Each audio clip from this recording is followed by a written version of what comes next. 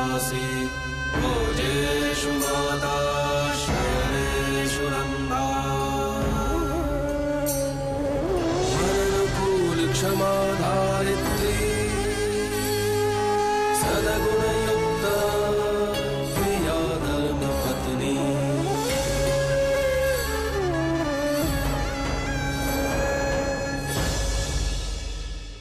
अब तक आपने देखा मेघनाबेन और रसिक भाई के घर आने पर धर्मराज के यहाँ सबका बर्ताव संतों के लिए अच्छा हो जाता है। हितेन जो मौलिक की जगह नाना जी के परिवार में रहकर सजा काट रहा है, उसे मोंगी कुल्हड़ बाजार में बेचकर आने को कहती है। इधर धर्मराज के घर पर कादम्बरी ये सुनकर चौंक जाती है कि उसकी शादी मेघनाबेन और रसिक भाई के बेटे से पक्की हो गई है और धर्मराज भी उसे सुभद्रा की अंतिम इच्छा पूरी करने को कहते हैं। क्या कादम्बरी शादी से खुश है?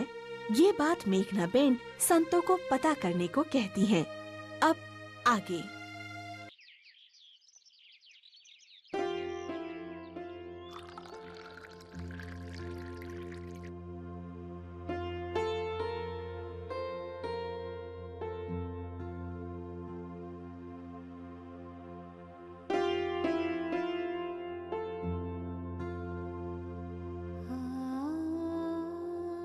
एक होटियार माँ, एक दुविधा में मालिक ने डाला, उससे तो आपने निकाला, तो दूसरी दुविधा मेघनाबेन ने खड़ी कर दी मेरे सामने।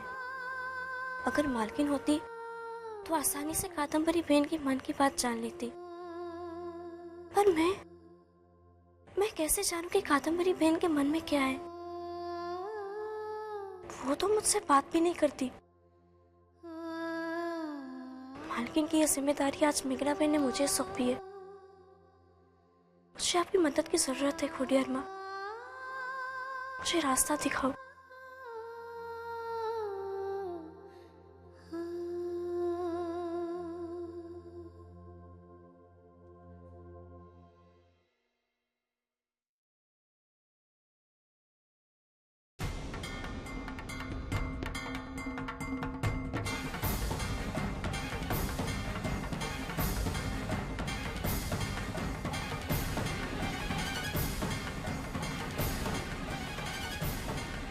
फिर वही सोच में खो गई? नहीं, मैं तो चपा गली इधर आ।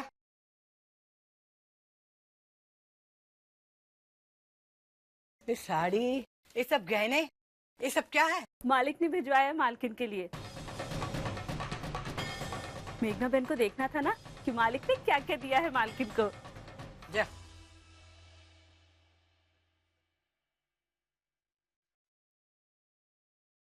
अब क्या सोच रही है? जो भी हो रहा है ना, वो बिल्कुल ठीक नहीं हो रहा है। कल सुबह भी वो धर्मराज के रूम में से निकली थी और आज गहने, कपड़े। हाँ, वो लड़की कड़वा सच नहीं समझ रही कि जब मेघना और रसिक जाएंगे तो उसे वापस बाहर रहना पड़ेगा। वो भ्रम में जी रही है, भ्रम में। भ्रम? भ्रम में कौन नहीं जीता? मैं, तुम, हम सब भ्रम में जी रहे हैं। धर्मराज भी भ्रमी तो है हमारे लिए। हम उसे बेटा मानते हैं। सच ये है वो हमारा बेटा नहीं, दामाद है। पर हमने वो भ्रम को अपना लिया है।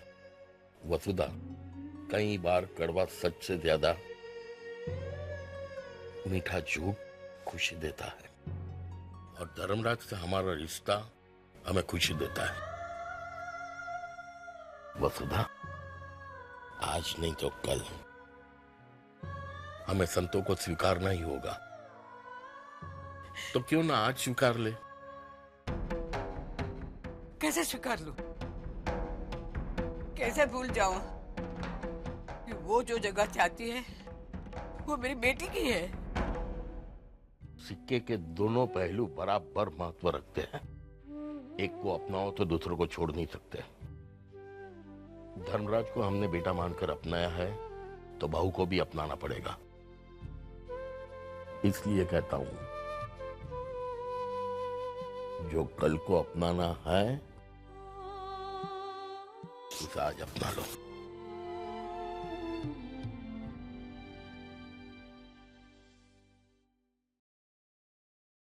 मालकिन,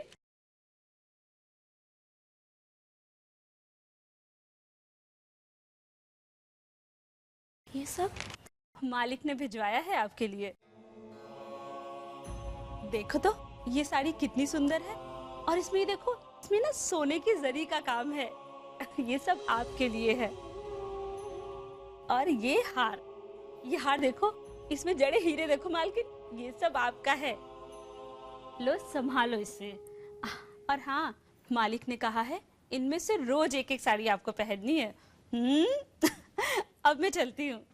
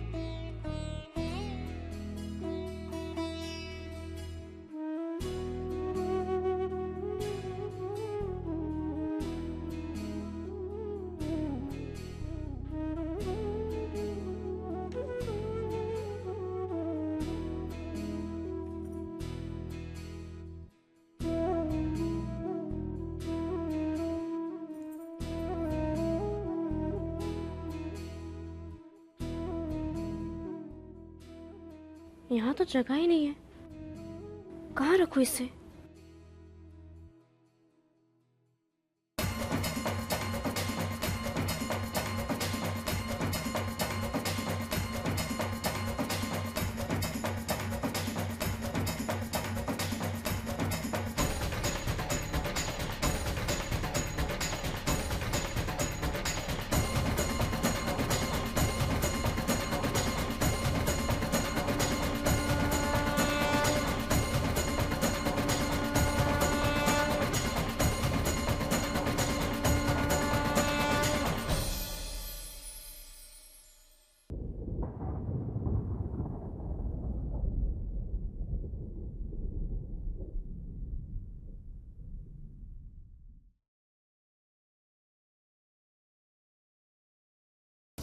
शंभू, चंपाकली, जी मालिक।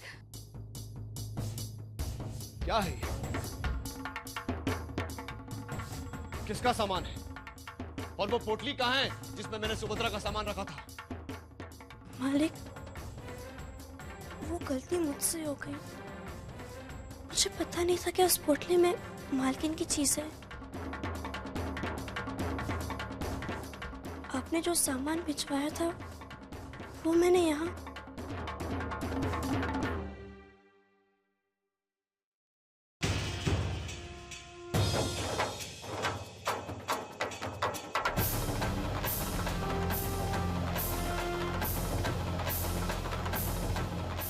तू जानती है ये सब क्या है? हाँ?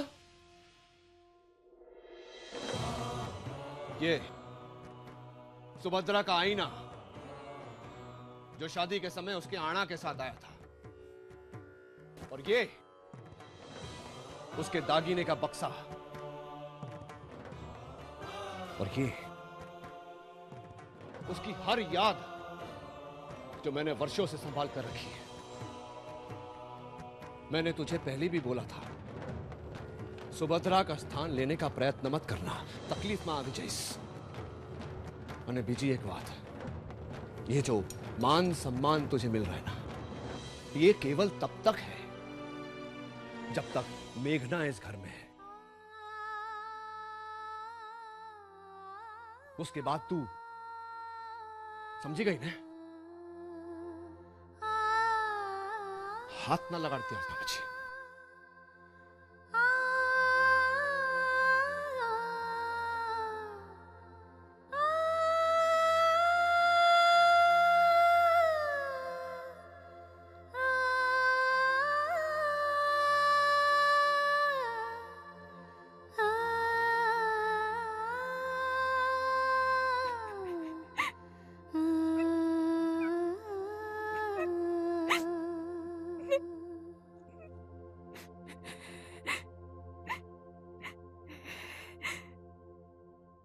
ये किसने किया? गलती तुम्हारी है। कुएं के पास मिट्टी और पानी नहीं होएगा तो और क्या होएगा? और बड़े बोल रहे थे ना मेरे कपड़े गंदे हैं, मेरे कपड़े गंदे हैं। अब बोलो किसके कपड़े गंदे हैं? अब मैं क्या पहनूं?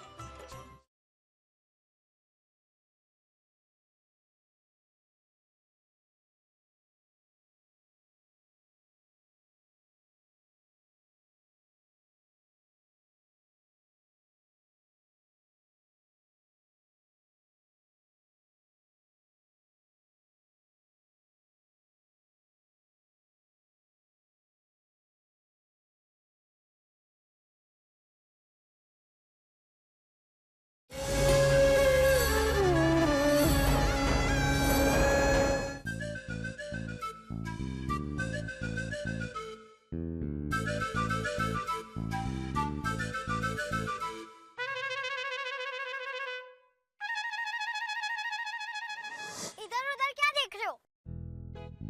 ये है कुआं और हर रोज तुम यहाँ ही नहाने आओगे। क्या? मैं यहाँ नहाऊंगा? खुले में? और नहीं तो क्या? और नहाने के बाद अपने ये गंदे कपड़े भी साफ कर लेना। मेरे कपड़े तुम लोगों के कपड़े से बहुत साफ है। तुम गांव वाले कितने गंदे कपड़े पहनते हो? कितनी मिट्टी लगी पड़ी है तुम में, पता भी नहीं चल रहा कि असली रंग कौन सा है। चुप! अब बंद करो अपनी ये चपट चपट और जल्दी से नहा लो। थोड़ी देर बाद यहाँ पे बहुत सारे नहाने वाले आएंगे, समझे? चलो अब नहाओ। हाँ? ये लो। क्या है ये? मिट्टी है नहाने के लिए। खूब रगड़ रगड़ के नहाना। ये लो पकड़ो। छी, इस मिट्टी से? हम सब गांव वाले इसी को इस्तेमाल करते हैं। क्या है ये? खाते हो मिट्टी के बर्तन में, सोते हो मिट्टी में और नहाते भी मिट्टी से हो? अरे साबुन नाम की कोई चीज होती है, जानती भी हो? साबुन बहुत महंगा होता है और हमें उसकी जरूरत है भी नहीं।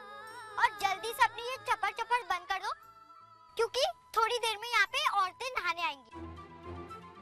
चलो।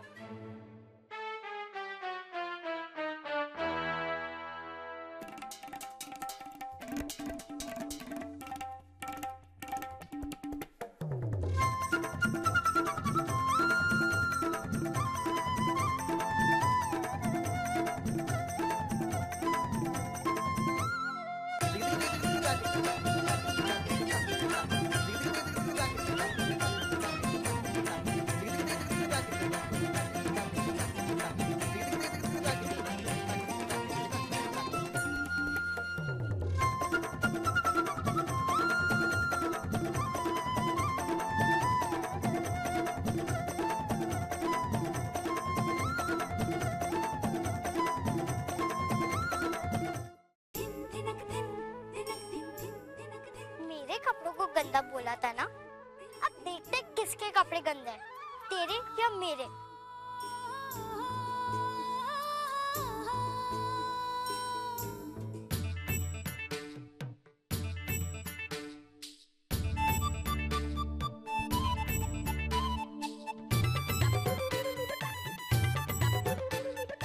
ये तुम लोग क्या कह रही हो? ये तो अपने मालिक का बेटा है ना?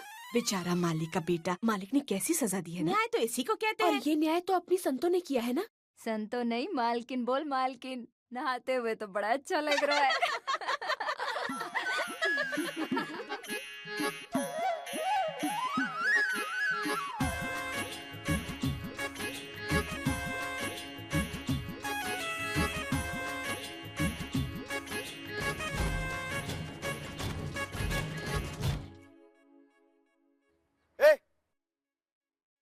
ये किसने किया? गलती तुम्हारी है।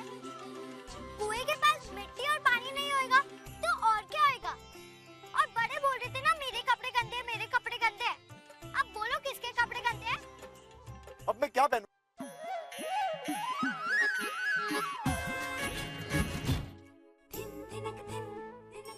भावना मौसी, देखो इसने मेरे नाना जी के कपड़े पहने हैं। अरे लक्ष्मी मौसी, देखो इसने मेरे नाना जी के कपड़े पहने हैं। चिमन, अरे क्या हुआ? देखो इसने मेरे नाना जी के कपड़े पहने हैं। क्या?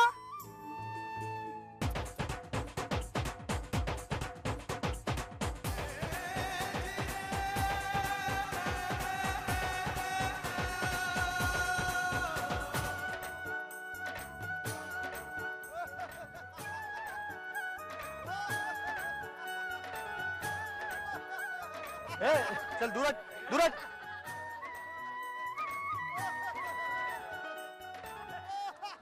डीएम, अब तुम भी खिलाओ।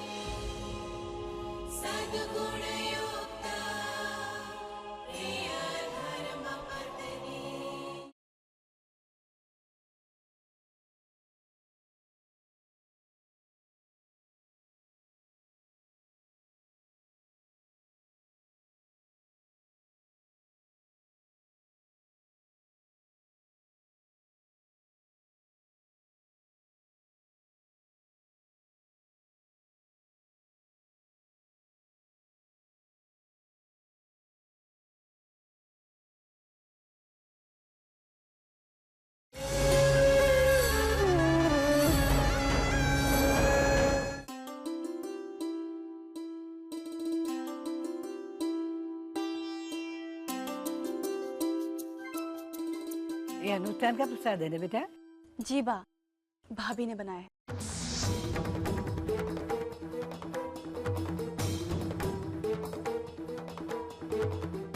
भाभी, अब खड़े क्यों? बैठिए ना। नहीं मेघना बहन, आप खाना खा लीजिए, मैं बाद में खा लूंगी। बाद में क्यों? साथ में बैठकर खाइए। आपको नहीं पता, यह अनुष्ठान का प्रसाद है। पति और पत्नी को साथ में बैठकर एक ही थाली में खाना चाहिए।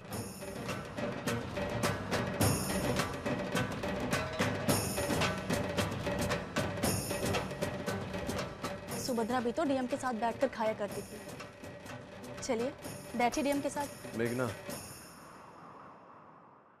ये सुभद्रा की जगह है। सुभद्रा की जगह आज भी मेरे जीवन में कायम है। वो भले ही इस दुनिया में ना हो, लेकिन मेरे साथ वो हमेशा है। ये स्थान खाली रखकर सुभद्रा का मेरे साथ होने का आभास होता है मुझे। यार डीएम, यार सुभद्रा भाभी तेरा बीता हुआ कल था और संतू भाभी तेरा वर्तमान है, तेरा आज है। जब संतू भाभी ने सुभद्रा भाभी की जगह ले ही ली है तो फिर देख रसिक, वो क्या है ना रसिक, नानका हमेशा सुभद्रा भाभी की जगह खाली रखता है। अब तो हमारे यहाँ वो एक रस्म सी हो गई है। मोटी बहन, अनुष्ठान का प्रसाद पति पत्नी एक ही थाली में खाएं, ये भी एक रस्म है। अगर ऐसा नहीं हुआ तो ये अनुष्ठान आपके नानका को नहीं मिलेगा। भाभी चलिए बैठिए डीएम के साथ। डीएम, अब तुम ही समझाओ भाभी को। अच्छा ठीक है, अगर सुभद्रा की जगह नहीं लेना चाहती हो, पास बैठकर अपने हाथों से उसे प्रसाद तो खिला लो। ये अनुष्ठान की रीत है, वो तो तुम नहीं तोड़ोगी ना।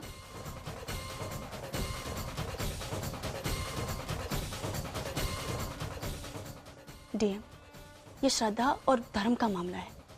सुभद्रा ने भी कभी ये रीत तोड़ी नहीं। तुम समझाओ ना भाभी को।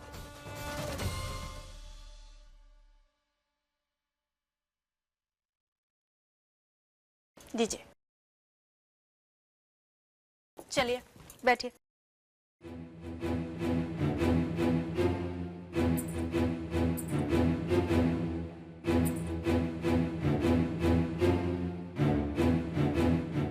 बैठिए ना।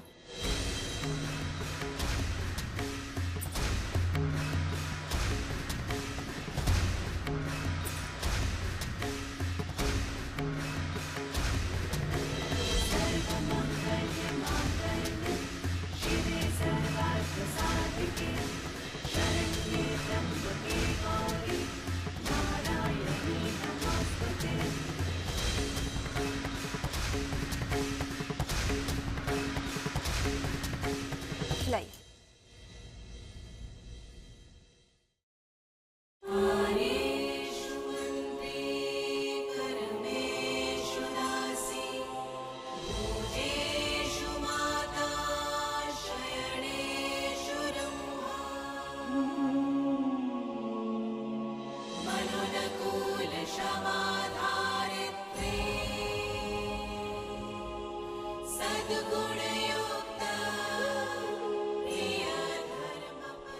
डीएम अब तुम भी खिलाओ।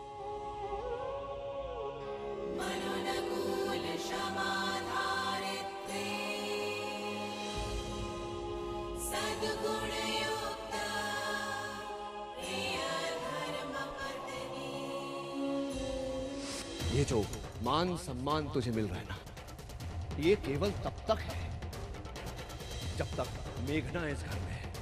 उसके बाद तू समझी गई?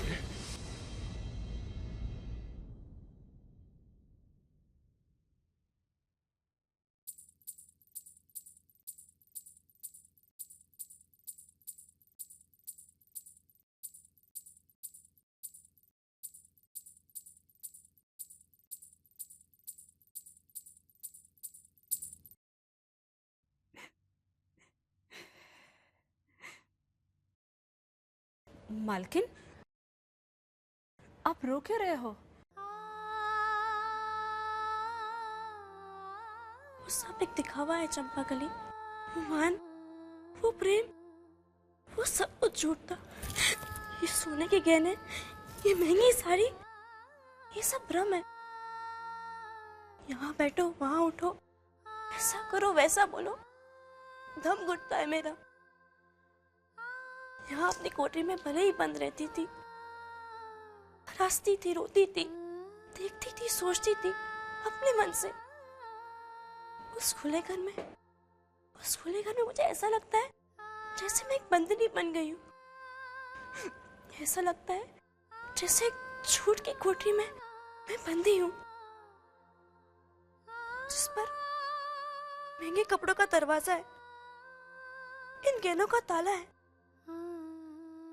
मुझसे ये झूठापन सहन नहीं होता चंपाकली।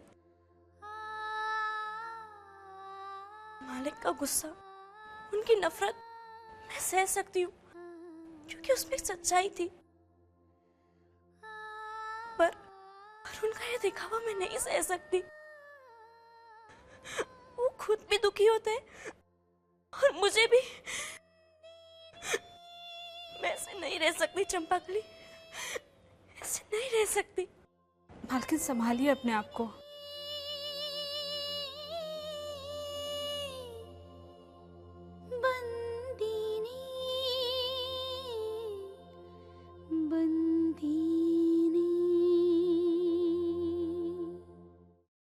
वो मैं संतो। तू जानती नहीं, मैं जब कारखाने में होता हूँ तो कोई फोन नहीं करता, काम में हूँ। हाँ हाँ, हर पति अपनी पत्नी को यही कहता है कि मुझे फोन मत करो, मैं बिजी हूँ, आई एम बिजी। मेघना, बोल बोल, केम छे? जोर से बोलो, आवाज में दम के साथ। डरो मत, मैं हूं ना, बोलो। जी, वो आज मेघना बहन ने शाम को अंताक्षरी का आयोजन किया है, तो आप घर जल्दी आ जाइएगा।